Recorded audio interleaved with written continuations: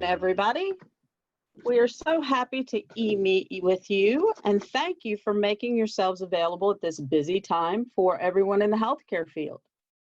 My name is Sherri Wallace. I'm a PT by training, and I am the clinical research specialist for Bionic Labs. I'm located in Dallas, Texas. Our manufacturing and research space is located in the Boston, Massachusetts area. And I am joined today by Kate Adele from Bionic Labs, located in Denver, Colorado, and Avriel Reichman-Peltz in Westchester County, New York. I would like to now introduce Kate and Avriel, who will be our presenters for today. Kate Adele is an occupational therapist and clinical specialist for Bionic. Kate has 9 years of clinical experience with complex neurologically impaired patients in a variety of settings. Kate's leadership role in a large healthcare system sparked her passion for advanced robotics and technology for rehabilitation. Avriel Reichman-Peltz is the co-founder of Rehabilitation. She is an occupational therapist who is an expert in neurological upper and lower extremity recovery using cutting-edge technology and standardized upper extremity assessments. Avriel has been specializing in stroke, spinal cord injury, brain injury, and complicated neurological conditions, along with cardiopulmonary dysfunction for over 2 decades. On a personal note, Avriel became an occupational therapist with a strong focus in neurological recovery after her own father suffered a massive brain hemorrhage at the age of 47 in 1996. Kate, I will turn it over to you now. Thank you, Sherri. Good afternoon, everyone. Thank you all for joining today. I'm so excited to be able to connect with you on this virtual platform. BIONIK is a rehabilitation device company. We supply evidence-based technology solutions for movement impairments. Our robotic-assisted therapy systems are intended to restore upper extremity movement and function for patient conditions and diagnoses, including stroke, brain injury, spinal cord injury, MS, Parkinsons, and other neurological impairments for a broad range of recovery stages, acute through chronic. Today, I'd like to introduce you to our company, or reconnect with those of you we already partner with, and introduce our newest initiative, Bionic's Clinical Webinar Series. The goal of the webinar series is to educate and emphasize some key topics relevant to neurorehabilitation and neurorecovery, and provide specific examples and evidence for these topics using our technology and devices.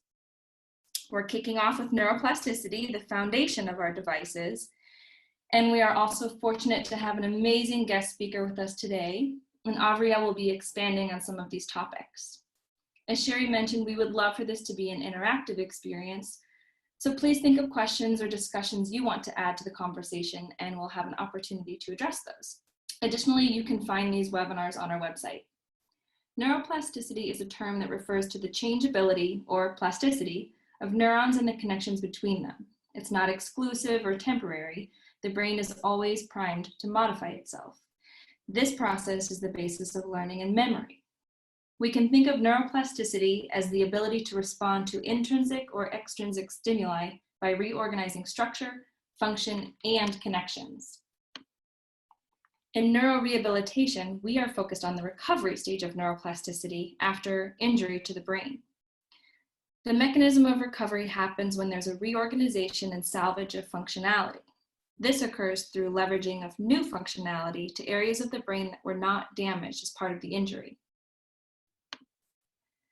The process can include reorganization at adjacent areas of the ipsilateral side of the brain, takeover of processes by the contralateral hemisphere of the brain, and through reordering of signal origination from the premotor cortex.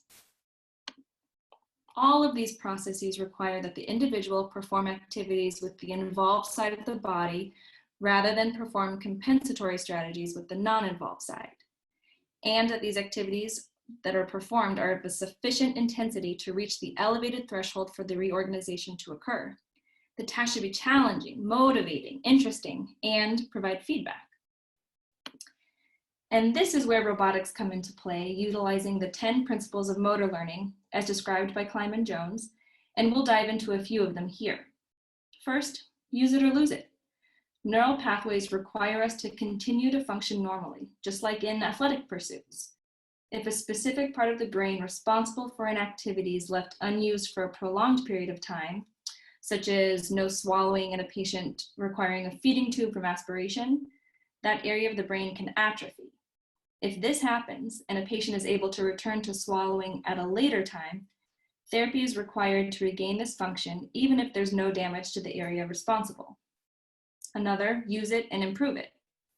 This is the basis behind constraint-induced movement therapy. Repetition matters.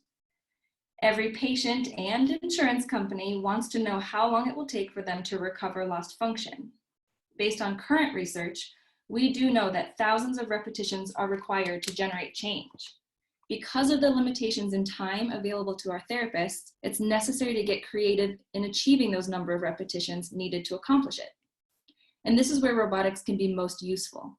Robotic devices can achieve a much greater repetition count than traditional therapy. 30 to 60 reps typically, compared to 800 to 1,000 repetitions with robotics in an hour session. Another, intensity matters. The secret to successful neuroplasticity doesn't revolve around repetitions alone. Overall dosage matters. The greater, the better in the early phases of recovery. Dosage is the number of activities performed, the number of sessions per week, the length of the sessions themselves, and the overall length of treatment. Each of these components needs to be maximized to achieve the best intensity. We've all likely experienced the problem of insurance consistently reducing coverage of both number of visits and overall length of treatment, which leads to a struggle to obtain the required intensity of treatment needed to see function improvement. Robotics can be helpful here as well. Metrics that show continued progress can be used to demonstrate continued need for therapy, as long as they relate back to our functional goals. And time matters. Because different forms of plasticity occur at different times, it's important to provide opportunity for recovery early in the process to maximize change during the time that corresponds to training, and again, avoid compensatory behaviors that can interfere with progress. Patient success stories are powerful. There are a variety of patients that benefit from robotic therapy with the InMotion systems, and I wanted to share a couple with you today. Let's meet Brian King. He was 24 when he had his first seizure. Almost exactly a year later, he had another one, followed by a massive stroke while he was at work. The cause was a rare form of vasculitis where the brain produces lesions that hemorrhage. In Brian's case, the resulting clot caused a stroke, which led to a long road for his recovery. Brian began using the InMotion arm robot in an outpatient setting. His evaluations from the InMotion eval, which is the evaluation and reporting system, show remarkable progress in a very short time. For example, in the span of just 2 weeks, you can see the improvement in his ability to draw a circle, which is an untrained task with no assistance. For Brian, robotic therapy has given him the ability to maneuver a kayak again, to continue his love of cooking, and progress his vision.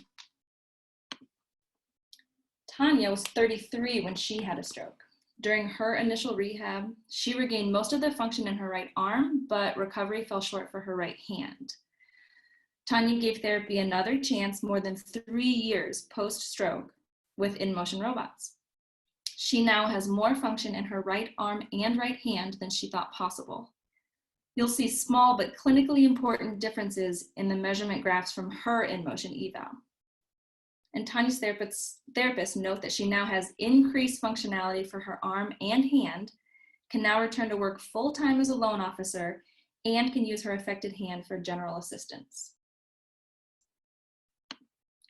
So just to recap, robotics are an additional tool for clinicians. They can be used to provide objective and precise information and allow for increased intensity in shorter periods of time. Robotics are a great way to increase patient engagement and can be used in conjunction with usual care for better outcomes. Thank you all for your attention during this part. Don't forget to ask your questions in the Q&A function. and share any experiences that you have with robotics in your patients. And now it's my great pleasure to introduce Avriel and turn things over, and I will let you share your screen. Thank you, Kate. Thank you, Sherri, and thank you to BIONIK for inviting me to be a guest speaker on this webinar. Good morning, good afternoon, and good evening to all the attendees near and far, nationally and internationally. Thank you so much for joining today.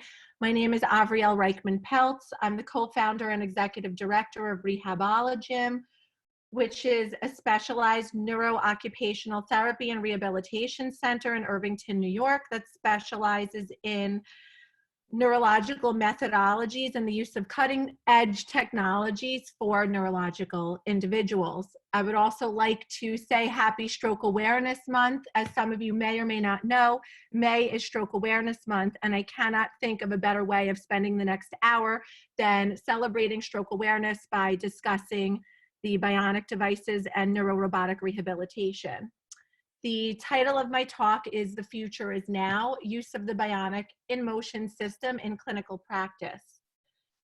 In full disclosure, I do not work for BIONIK. I've been an occupational therapist for 20 years, and 15 of those years have been spent researching the bionic devices in addition to clinically applying them in a real-life clinical setting. So today, I would like to just give you a brief overview of the capabilities of the devices, the benefits of the InMotion system by BIONIK, give you an overview of some groundbreaking research regarding the devices that has been done over the years, and I'd like to close out by giving you some anecdotal experiences as well as real patient information, and then we will kick off our Q&A. So thank you again for joining. So what is robot-assisted movement therapy? I like to say that it's an active assist range of motion for a weak limb using a visual prompt with immediate feedback as a guide. So I like to use the analogy of just imagine that one's arm, hand, or any limb that you would like to train is placed in the trough of the device. The patient or client has to volitionally look at a visual screen and follow a target, which they would have to ultimately use their limb as a joystick. And this is based on the concept of neuroplasticity that Kate spoke about earlier. So it's basically retraining new connections in the motor cortex of the brain through repetitious movement. So the goal is to target motor dysfunction by repairing nerve connections and muscles. I look at this as an overall brain healing device to restore function. So the overall benefits of robot-assisted movement, based on my opinion, is that it allows for pain reduction. I have seen subluxation reduction to the point that patients and clients' arm bones are actually moved back into place to help reduce some of that pain or dysfunction. We also see tone reduction, increased passive range of motion, increased active range of motion, increased muscle strength. For those that have unilateral body neglect or perceptual or visual deficits, we do see an improvement in the increased attention to the affected limb. It's almost like a constraint-induced therapy because you're forcing the client or patient to utilize that affected upper extremity. So we also see benefits in visual, perceptual, cognitive, as well as language benefits. Again, this is based on brain healing and neuroplasticity. So although we may be utilizing the arm in a shoulder arm robot, however, it does not discriminate just to the limb. We see overall neuroplasticity happening in other parts of the body as well as other impairments. But overall, it can also help with improving the quality of life for our patients and caregivers. So I'd like to bring your attention and talk briefly about something called the Fogelmeyer Upper Extremity Motor Assessment. So the Fogelmeyer is the most widely used upper extremity assessment in the world of stroke. And what it is it's the gold standard of looking at abnormalities or flexor synergy patterns in the affected arm in comparison to the unaffected arm. So I'd like to just touch upon two important papers as I go through my talk. Number one, the reliability of the Fogelmeyer assessment of sensory motor recovery following cerebral vascular accident, which was done by Pam Duncan and her colleagues. This was published in Physical Therapy in 1983. And the takeaways from this was that she and her group saw an increased usefulness of the Fogelmeyer as a clinical assessment and as a tool for comparative analysis of the effectiveness of various therapeutic interventions, including robotics. There's also a very strong intra-rater reliability of physical performance as well as inter-rater reliability for the scoring. And I also would like to bring your attention to Page and authors that wrote a paper called Clinically Important Differences for the Upper Extremity Fogelmeyer Scale in People with Minimal to Moderate Impairment Due to Chronic Stroke. So the takeaway of this paper is that an estimated clinically important difference in the upper extremity Fogelmeyer score based on their analysis was a 4.25 to a 7.25 change on Fogelmeyer, which would be a clinical meaningful difference in the life of our patients. But let me just illustrate how significant just a mere 3-point change could be on Fogelmeyer. So a functional impact of just a 3-point change on Fogelmeyer in a severely impaired arm may be the difference between someone's inability to lifting their arm up in order to wash under their armpit or put deodorant on to having the ability of doing so. It could mean the inability of getting dressed by not being able to put someone's arm into a sleeve or even putting a seatbelt on in the car to the ability of doing so. For our moderately impaired patients, it might mean the inability of being able to tuck their shirt or hike their pants when dressing or even wiping their buttocks when toileting to the ability of doing so. It may mean the difference between the inability of closing or opening a cabinet or refrigerator door to the ability of doing so. In our mild population, a functional impact of 3 points could mean the difference of overhead reaching movements as well as the inability or ability of actually grasping an object. So let me just go back in history and talk about the foundation of the InMotion system by BIONIK. The original founders of the system, which was originally developed by engineers from MIT in collaboration with the Burke Medical Research Institute, which is now the Burke Neurological Institute in White Plains, New York. This was spearheaded many years ago by Dr. Bruce Volpe and Fletcher McDowell. And what they looked at was differential effectiveness of robot protocols. So they were looking at, well, what is the right protocol for the actual technology? So there were 4 different protocols that were tested at 3 different facilities in Spaulding Rehab in Boston, the Burke Neurological Institute in White Plains, and also the VA in Baltimore. And one protocol that was looked at was called the performance-based protocol. And what this protocol delivers is about 1,000 repetitions per treatment session. And it also has spongy barriers built into the system, meaning that when a person's arm is hooked up into the trough, as they move or try to move, the robot will detect if someone has difficulty moving. It will actually speed up or slow down to the patient's performance, thus performance-based. There are also spongy barriers that the patient will feel as they try to move in a straight line through the trajectory. What happens is the spongy barriers help the patient to hone in to rediscover natural, smooth movement patterns again. They then looked at a different approach where they use the performance-based protocol, but this is now called the intensive performance-based protocol, where they doubled the dosage. So they would have patients perform the performance-based protocol, 1,000 repetitions, take a break, go back later in the day and perform it again. They then switched the protocol to something called the interactive protocol. What that is they remove the spongy barriers to allow free movement in the patients as they move their arms. They then also tried another protocol where they added resistance. So what they found was that when they doubled the dose of the performance-based of doubling the 1,000 repetitions of intensity, that actually yielded the least favorable results in the patients. There was a comparable result between the interactive and the resistance protocol, but what yielded the most significant results, around a 7.5 Fogelmeyer change on average in these patients, was the performance-based protocol, which is 3 sets of 320 movements, equaling almost 1,000 movements per treatment session. That technology is what is embedded in the BIONIK technology today. They then went on to look at what is the right dosage, frequency, duration, and sequencing of the protocols. And I'm going to review some more information. This research I was actually a part of. This is unpublished, but this is referenced in many research studies more recently.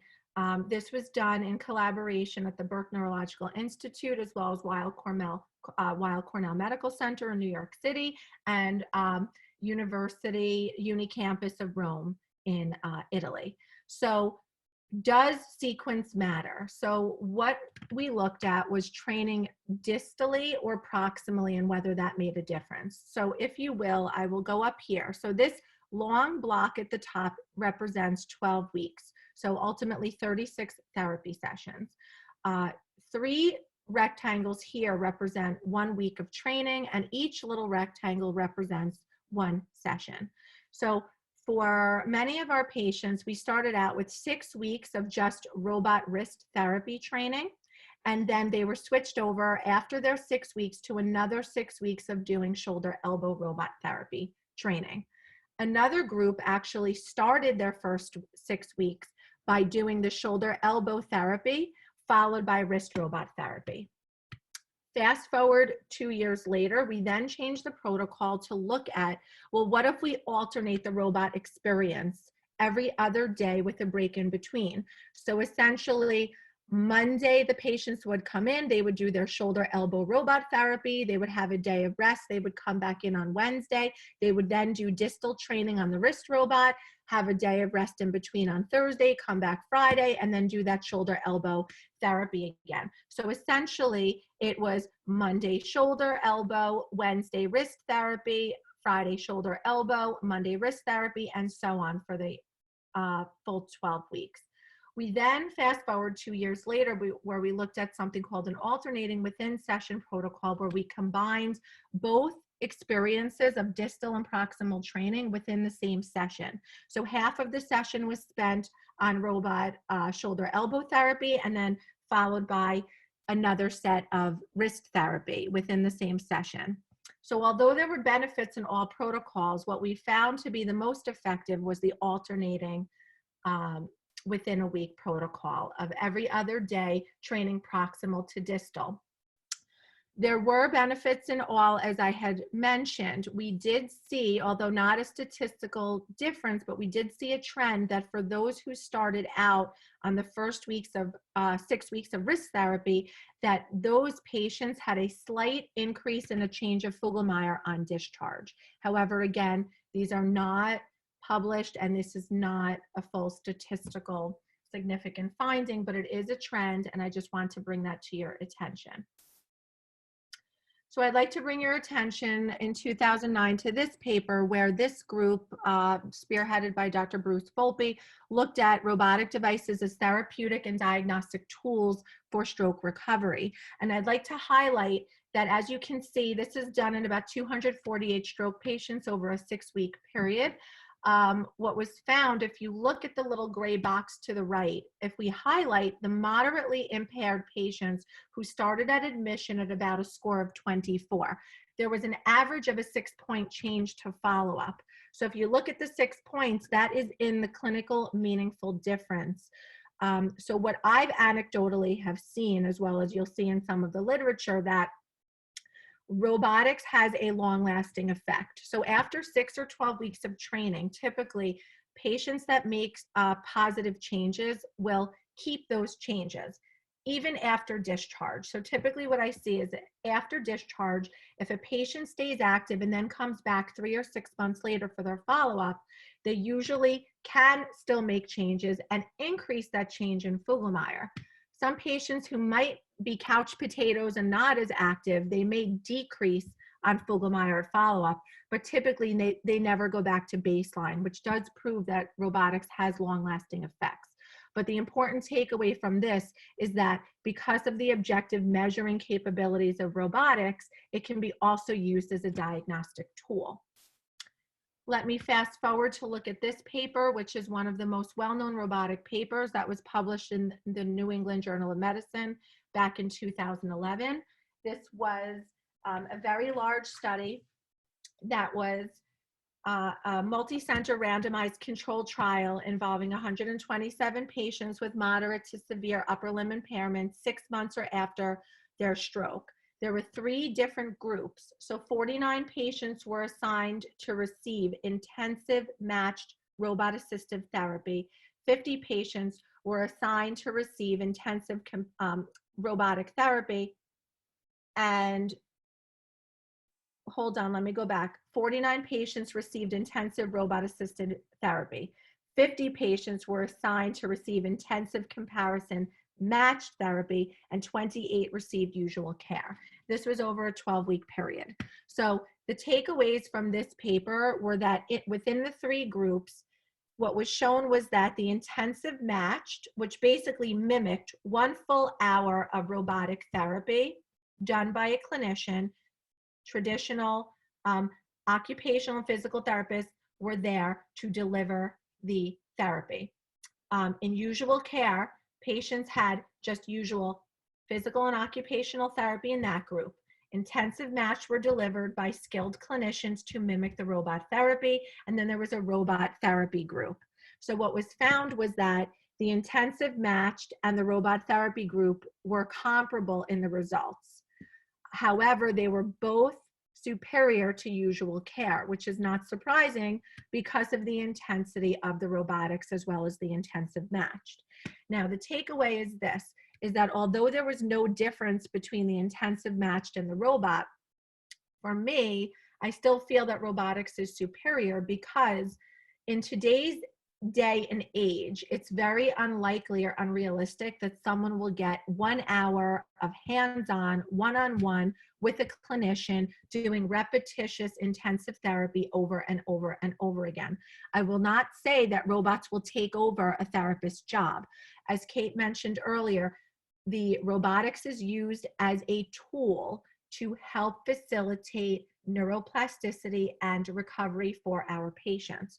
So if I were to mimic what the robot does, I, as a clinician, could get tired. So the quality of my movements with my clients may be different every time, and I'll get tired just along with the patient.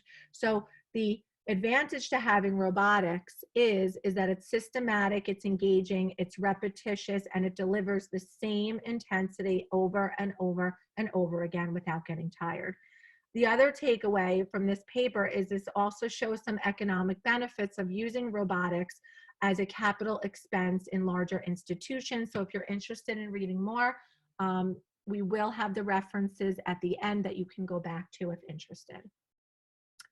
Fast forward to another important paper. This was developed and published in Stroke. It was endorsed by the American Heart Association. This is robotic measurements of arm movements after stroke, established biomarkers of motor recovery.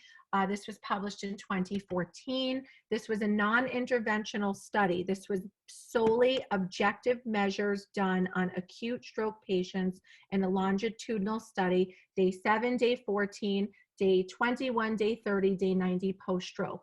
And what this looked at was, could the robot be an objective measuring tool to help predict biomarkers for stroke?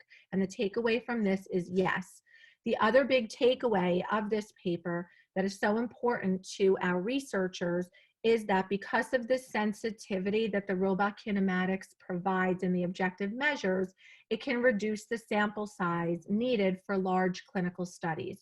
So for instance, in order to do a very well-powered study in research, you need hundreds and hundreds of patients or 1,000 patients to really look at the intervention and what the outcomes might be.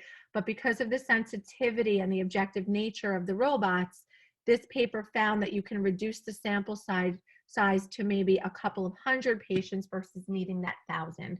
as just an example. So what does the robot actually do? Let's look at the nooks and crannies. So what the robot capabilities of the objective measures can look at are synergistic abnormal patterns in the arm. It can actually look at changes in strength, and it can also measure a patient's movement pattern. So I'm going to go over real life situations and real life patient data of pre and post measures using the InMotion system Robotics by BIONIK. So in the evaluation, we typically like to look at circle drawings. Why circle drawings? Because this allows us to look at flexor synergy patterns. So the robot evaluation will include 20 circular drawings by patients in a clockwise fashion, starting at a 3 o'clock time point or a 9 o'clock time point, going in a clockwise direction, followed by the same instructions going in a counterclockwise direction. So this is actually a real patient illustration. This patient had right hemiplegia 2 years after his stroke, and this is an example of his objective evaluation doing circle drawings.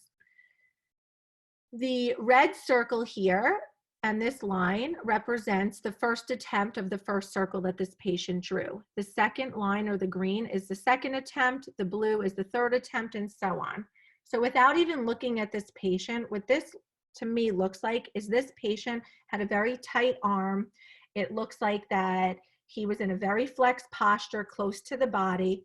What we want to see in normal movement with the circle drawings are we would like to see overlapping consistent patterns in the movement.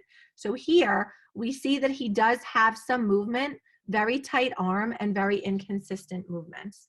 So if we go fast forward 12 weeks later and we take a look at how he did in comparison, you can see clearly, although these are not perfect circles, they are much better than compared to day one. What I want to illustrate here is if you look at the 0 line on day one, his arm is close to the body.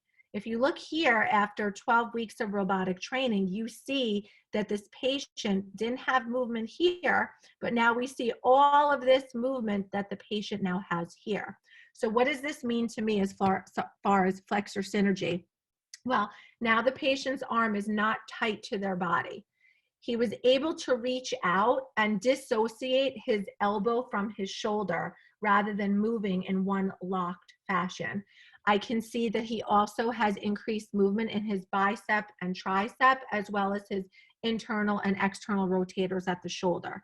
So the power of objective measures is you can look at this as a tool to help you devise your treatment plan as far as what you need to do from a clinical perspective. If we look at the same patient, again, this is a very typical pattern. I call this the linear or UFO pattern. Again, the patient is in a very flexed pattern, trying to do that circle. However, he's moving back and forth with the elbow and shoulder locked. Fast forward 12 weeks later, you see he has more of a consistent overlapping circular pattern. He's able to break out of synergy patterns. Now, the one other thing I want to explain to you is that one can argue and say, oh, well, this patient did circles over and over and over again for 12 weeks. Wrong. This is an untrained task, which means when you are using the bionic devices, circular drawings are not part of the intervention modules. This is an untrained task. This is a pure evaluation of a movement pattern that the patient has not practiced. So there's no practice effect for this. So it's a pure objective measure to look at flexor synergy patterns, and that's why we look at circle drawings. This is another patient. This is 21 years post-stroke. So if you see here, very similar to the earlier patients, the arm is very tight, close to the body. He's not even hitting close to that 0 mark, which is up there. If you look 12 weeks later, we see that the patient is emerging out of synergy patterns and moving in the direction that we want. The other takeaway from this is there's a very big misconception that after someone has a stroke, that the first 6 months to a year is the most important time, and whatever is gained back during that time is what the patient will have forever. Guess what? Wrong. No, this shows that patients can get better over time. 21 years post-stroke, this patient did this. Here's another illustration of the same patient using circle drawings. You see a clear change. And this is another patient. The difference between this patient was age 40, 1 year post-stroke. Now with this patient doesn't have the problem of a tight synergistic arm close to the body.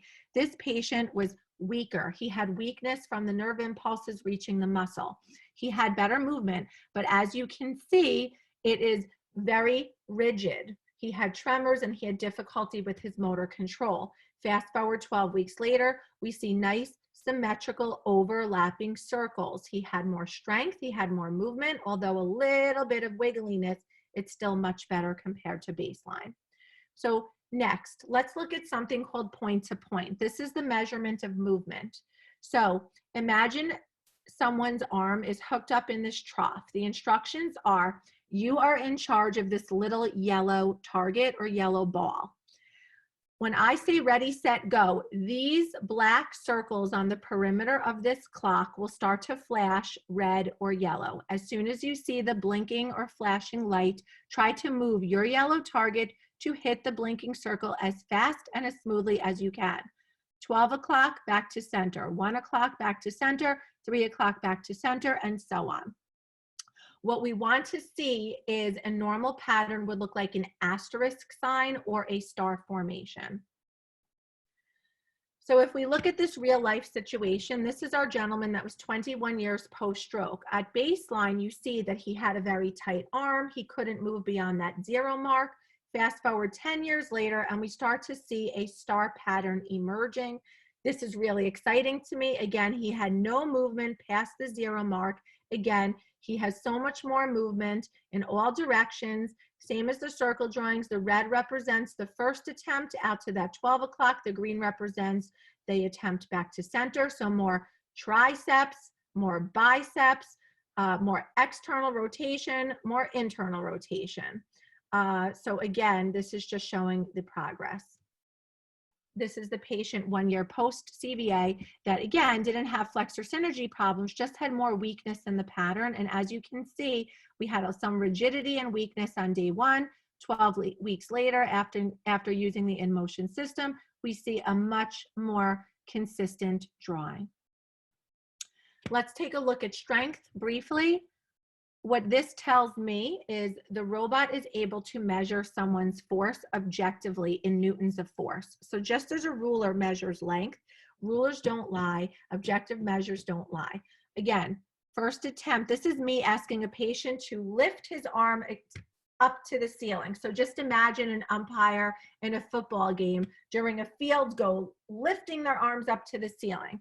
So the first attempt, this patient was able to lift a little bit, and then his arm gets weak and he flatlines at about 15 newtons of force. The green is the second attempt, and so on. So he's able to hit about 20 newtons of force at his peak. 12 weeks later, you see that there is a significant increase in his strength up to 40 newtons of force. But the other takeaway from this is I want to show you that the power of the objective measures also shows how quickly the nerve impulse is hitting the arm. So for example, if you look at this illustration on day 1, when I ask the patient to lift his arm, there is a delay. And I look at this as a plateaued plane taking off, just nice and easy up. But right here, you see there's a delay. So when I say ready, set, lift, it takes a little while for the patient's arm to respond to what he's thinking.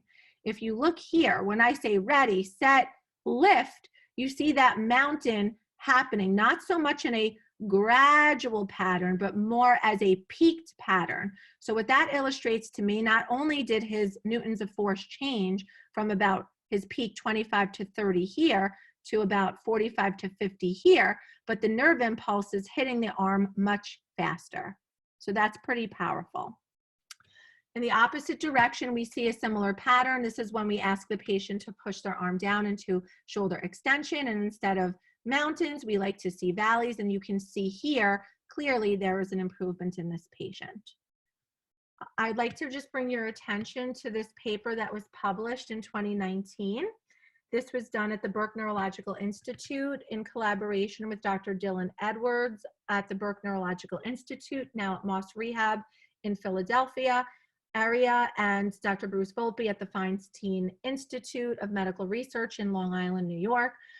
So what the importance of this paper illustrates is that we know that robotics has a long-lasting effect. So this paper wanted to combine something called non-invasive brain stimulation of TDCS, transcranial, direct, cortical, or current stimulation, which has been well known for depression, but it has also been known to have transient effects on hand or arm function, meaning that after a patient has TDCS after 20 minutes, they will show more arm and hand function. However, over 6 to 8 hours, the effects may wear off. So what we wanted to look at was we wanted to see whether we paired a long-lasting effect of robotics to a short-lasting effect of the TDCS, and whether patients would get better quicker and whether their effects would be long-lasting. Well, the jury is still out on the TDCS. There was no change between the two robotic groups, sham versus real TDCS. However, it was consistent with prior research that there was an average of a 7.36 change in both robotic groups, which means that this was a clinical, meaningful change in the patients. So simultaneously at this time, I was a co-founder of the Restorative Neurology Clinic at Burke Neurological Institute, which is a specialized outpatient clinic that catered towards individuals who either exhausted their insurance benefits or who were told they plateaued and they couldn't go to therapy anymore, or patients that did not meet stringent research studies and did not meet the inclusion or exclusion criteria. So they were able to have access to recent research-proven methods in this setting. So the following information is clinical questions and anecdotal answers from my experience there over the years, as well as a small subset of analysis that was done thanks to my former colleagues, Dr. Kathleen Friel and Dr. Tomoko Katago. Again, this is unpublished. This is by no means a full-blown research study, but I'd like to give you some takeaways of my clinical experience of using the InMotion technology in stroke patients from the age ranges of 16 years old up to 93 years old. So people always ask, and we ask, what is the overall effect of training on the Fogelmeyer? Where are the Fogelmeyer changes occurring, and are the effects different from different types of subsets of stroke? And what we found was that there were changes that occurred in all subsets, and the type of stroke did not impact the change in Fogelmeyer. And we also always want to know who are the responders or non-responders. Does the severity of impairment affect their performance? And there was no correlation between the severity of impairment and their performance. Another question always asked, does the time after injury affect how well they perform? No, there was no correlation after the injury and performance. And I clearly just showed you a beautiful example in the patient who was 21 years post-stroke. He made significant changes 21 years post-stroke.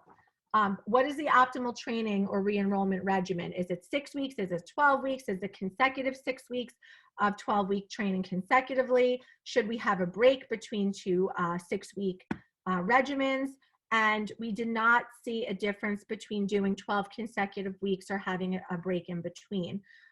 What are the kinematic changes after training? We did see some changes in the kinematics of the circle drawings of the independence of movement as well as circle size. So we did see some nice kinematic changes, and we know that there is a positive impact on quality of life. I'm just going to close out with just talking briefly about other neurological conditions that I have used the InMotion system by BIONIK with. Cortical basal ganglia degeneration, brachial plexus, atypical Parkinson's, traumatic brain injury, and brain cancer. So we wanted to make sure that we were not harming anyone, and because stroke is so much more well studied, these other diagnoses have not been as well studied. And I will tell you, in a very small subset of about 11 patients with the diagnoses of 1 to 5, we saw on average after 6 weeks 3.45 Fogelmeyer change, which is promising with this population. I have also worked with multiple sclerosis and more well-studied in research papers, cerebral palsy, specifically by Dr. Kathleen Friel at the Burke Neurological Institute, who has published many papers and has also experience with the InMotion system. Spinal cord injury, again with Dr. Friel and Dr. Mark Cortez, have also utilized these systems with spinal cord injury, and there's research out there supporting the evidence. And one more diagnosis that might not be as well known that I worked with was something called Rett Syndrome. And for those of you that don't know what Rett Syndrome is a rare genetic neurological disorder that occurs almost exclusively in girls and leads to significant impairments with the inability to speak, walk, eat, or even breathe. There's a very high prevalence of seizures.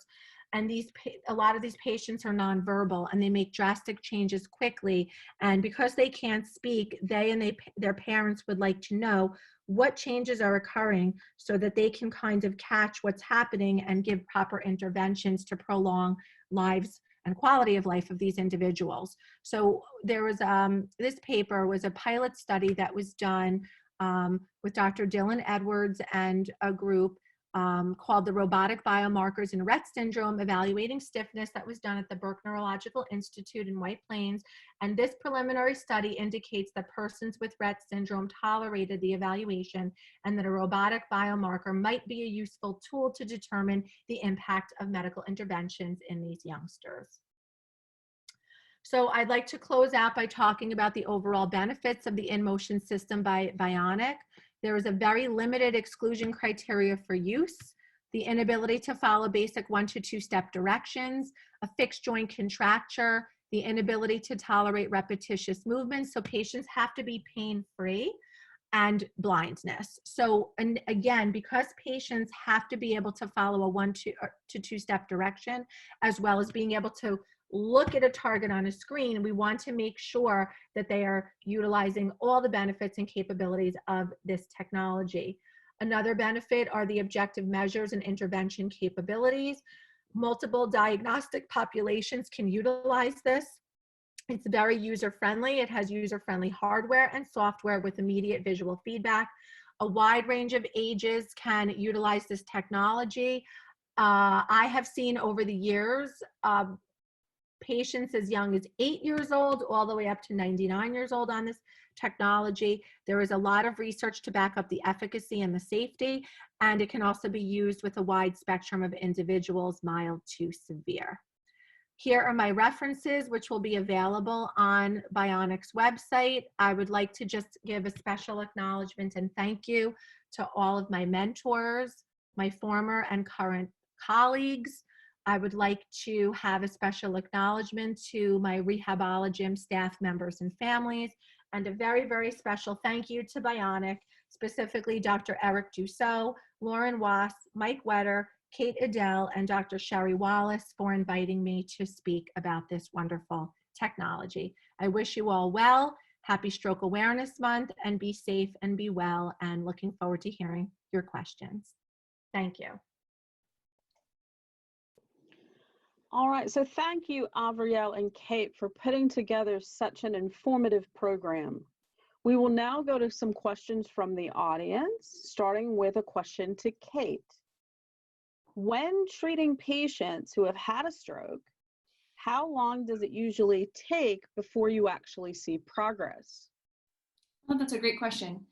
Of course, we know progress is different as every patient's situation and recovery will vary. As we saw with Brian King, the first patient highlighted today, he had significant progress in just a 2-week period. But one of the features of our evaluation and reporting system are daily progress reports. We call them active movement tests. So you can track progress made within your 30 or 40 or 60-minute therapy session. And actually, if anyone's interested in a little bit more details about the evaluation and reporting and how our technology shows that progress, we do have another webinar dedicated specifically to the reporting system that's coming up at the end of the month.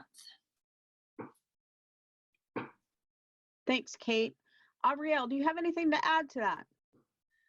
So I typically see in acute patients, we usually start to see changes within the first 2 weeks. Now, one can argue that that could be from spontaneous recovery. I believe earlier is better. So to try to get that intensity sooner rather than later.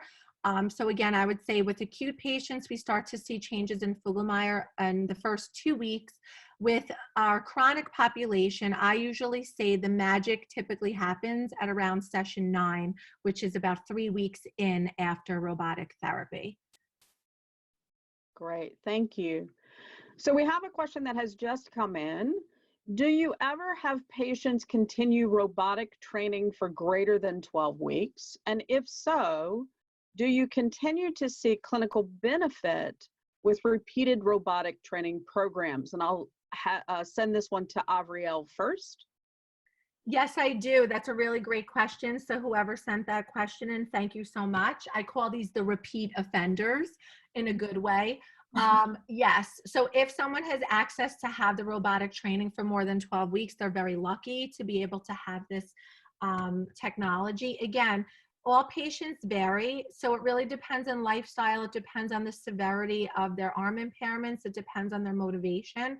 What I will tell you is, for me, I don't just like to measure based on Fogelmeyer, because some patients may never change on a Fogelmeyer because there are limitations with the Fogelmeyer assessment.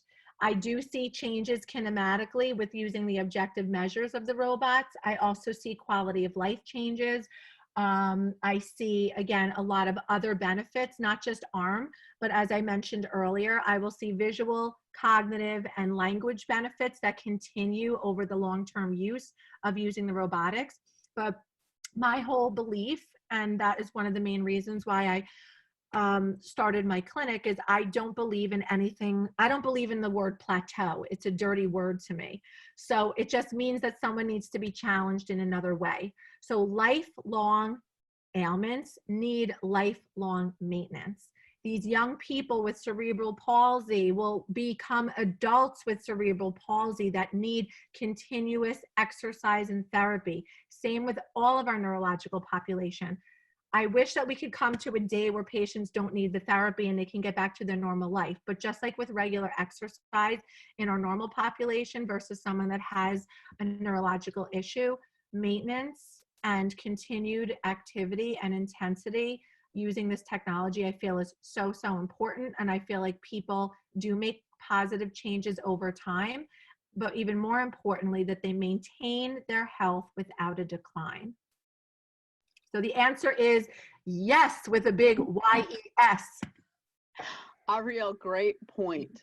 And I completely agree with you that the more we can get these individuals in for treatment, the better it's going to be. Hopefully there will be a day sometime where that happens.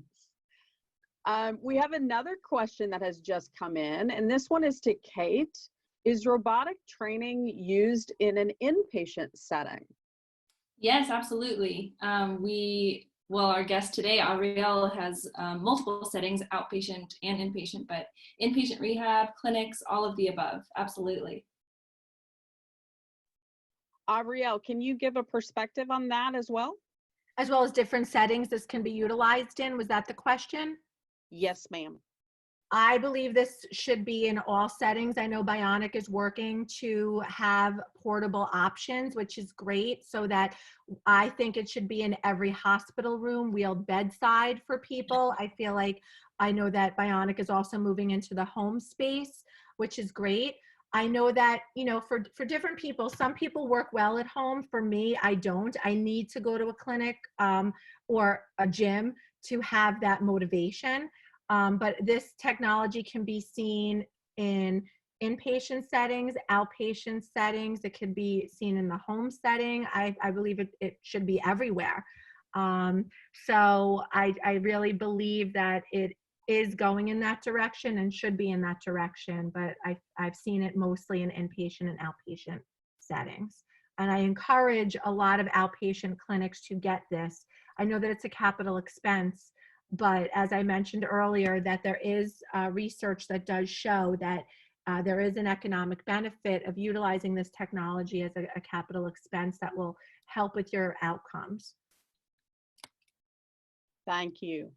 Another question has come in, and this one's actually a good question as well. In your experience, and this is to Avriel, is there an equal satisfaction or motivation to participate with robotics in younger versus older patients? I would say it varies.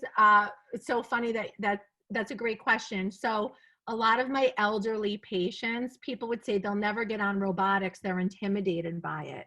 But guess what? I've worked with 90-something-year-olds that love the technology. I would say I know that BIONIK has worked very hard to change the graphics over time. I know that younger kids can get very bored easily, but I know that BIONIK's worked very hard in changing the graphics and making them engaging for our younger population. So I don't see a discrimination between young and old. I feel that it has been very engaging for all ages. I think the older population might enjoy it more than the younger population, to be honest with you. However, the other takeaway from this is that regardless, I think that when people are really motivated to get their arm function better, they'll do whatever it takes. So I know that sometimes the modules can be repetitious and seem tedious sometimes, and maybe they're not as fun as some of the other technologies that are out there, but you need the constant repetitious movement of doing the same thing over and over and over again. It's just like, how does Derek Jeter become one of the best baseball players, or Babe Ruth became a great baseball player? You need the repetitious practice. So although I've heard, oh, can robotics get boring because you're doing the same thing over and over? No, because you need that same repetition over and over. And I do believe that the graphics have come a long way over time. I know that it's going from two-dimensional to more of a haptic type of visual. So I would say to that person, young people and old people are all engaged. I've seen a lot of older people love it. I've seen younger people want more, and that's why I think BIONIK is delivering what is the need out there to become innovative and to be captivating to the younger population. And Kate, you can probably speak more to that, working for the company and working on those things. Yeah, I agree with you with some of the older populations just love it. I think the most rewarding thing for sometimes the older population is seeing their progress on the screen, because sometimes just looking at your arm, it's like, I can't tell if I've moved anymore, but seeing that image, like those circles on the screen to see, wow, I really made progress. And I answered it so people can hopefully see this live too, but there's a variety of protocols that are engaging for people of all ages, pediatric through older adults. So some of them are even a little more engaging and game-like to be kind of a rewarding system, which is really great too. But yeah, I definitely have had experience of all ages enjoying it. I think most recently, the youngest person I've worked with in the past few months has probably been 16. And then, like you mentioned, what, 93 or 97, you said? I've worked with people 99 years old, but in the clinic with the stroke patients, it was up to about 93 years old. However, I've had patients 99 years old use the robot. Yeah. We have a couple more questions, so we are getting short on time here, so I'm going to ask just two more questions off of our list. One is, and two of these are actually kind of related to each other, so we'll take them together. One question is asking, is the dosage recommendation the same for inpatient versus outpatient? And then we have another question that says, like CIMT, does the dosage need to be modified to manage fatigue in acute stroke patients? So Avriel, if you would start this. So the recommended dosage is about 1,000 repetitions per treatment session. That is what the research shows. However, realistically, sometimes you might not have that full time. So I would say in a mild patient, and again, it doesn't really matter acute or severe, it really matters on, oh, I'm sorry. The question was acute versus chronic also. It doesn't matter acute versus chronic in the fatigue level. It really depends on mild to severe and where the impairment lies. So I would say in a mild patient, it could take anywhere from 30 to 45 minutes to get through the whole module.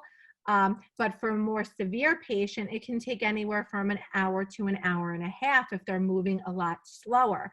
So I would say the best would be about an hour to be able to really get the benefits of the 1,000 repetitions. If you can't, and you're limited on time, specifically in inpatient or acute or even a 30-minute outpatient visit, I usually recommend to do half sets. So you're doing every single module that BIONIK has there, but instead of doing 320 repetitions, you should do 160 repetitions, get through each module. If you have time to spare, go back and start again to try to get the 1,000 in. However, if you can't, you will still get benefit from doing half sets. And something is better than nothing. So if you're in acute setting, I wish every single inpatient hospital had this. I would always say, rather than having patients sit around hitting a beach ball with their unaffected arm as group therapy, why not have robotics where they're actually using their affected arm and actually working on what they can't utilize versus what they can utilize. So it's not a compensatory approach, it's a remedial approach. So just like constraint induce, you want a remediation or the nerves to be repaired to get that arm working again. Kate, over to you. No, you answered it very, very, very well. The benefit of an inpatient rehab facility, for example, would be, hey, your patient is there all day, every day. So maybe you can spread the repetitions and the time out over 5 days versus in an outpatient clinic, your patient's coming twice, maybe 3 times a week. So that's where the difference would be, is just in the accessibility to the patient and of course the device. I also want to bring one point up, and I don't think I mentioned this on the other webinars, but I think it's really important that the visual feedback is very powerful to our patients and our clinicians. So when a patient says, as Kate said earlier, I don't know if I'm getting better, well, you have the visual feedback to show to the patient to say, yes, objectively you are getting better. But even more importantly for payers, when you have to justify using this technology to allow a patient to stay another week or 2 weeks, or showing that you have better outcomes, so your institution or your facility gets paid by the insurance company, you have the objective measures to show the changes and improvement in your patients. And that is the difference between the BIONIK technology with other systems, is the objective measure capabilities and intervention. Thank you for that. One thing that I don't think that we actually addressed quite directly is, what do we do in cases where the patient may fatigue? I know that, Kate, you said that it's possible if this patient is in an inpatient setting to kind of split up their treatment. Do you have any other tips that people might do in order to make that a little easier on the patient? Sure, absolutely. If your patient can't handle, a 60-minute session of 1,000 repetitions, that's completely understandable. We've seen people do BID or twice-a-day treatment. So maybe they'll do a 30-minute session in the morning and then a 30-minute session in the afternoon, taking therapeutic breaks throughout. Of course, you don't want to over-fatigue the patient where not only are their muscles really getting tired, but also their engagement and motivation level. So you can absolutely modify it based on whatever your individual patient needs are. The great thing about this is you can kind of characterize and personalize your treatment session to whatever your patient needs. And along Yes, with one that, thing that I don't think that we've brought up is the fact that all of the activities that we are doing are gravity eliminated. So the amount of fatigue that could potentially happen here is much, much less, in that the trough is supporting the person's arm to not only help with fatigue, but also to help with posture awareness and postural support. Yeah, that's a great point. right. And the other thing I was going to say, no, not at all. I appreciate the input. Hello, can you hear me? Sorry about that. So what I was going to say is that just like every therapy session, there's no difference with robotics. If a patient is getting tired, you would just stop and take breaks as you would need to. pending what the patient is able to do. But remember, time is an objective measure too. So what's great about this is that you're able to see if a patient is actually getting stronger and building up their endurance by using this technology. So you can take short 2-minute breaks in between. What's beautiful about the technology as well is that it breaks it up. You don't have to do the full 320 sets all together. It's broken up into sets of 80. So you can encourage the patient to say, hey, try to get around the clock 5 times, which is 80. Then let's take a break and then we'll go back to it. So there are breaks that are built into the actual system.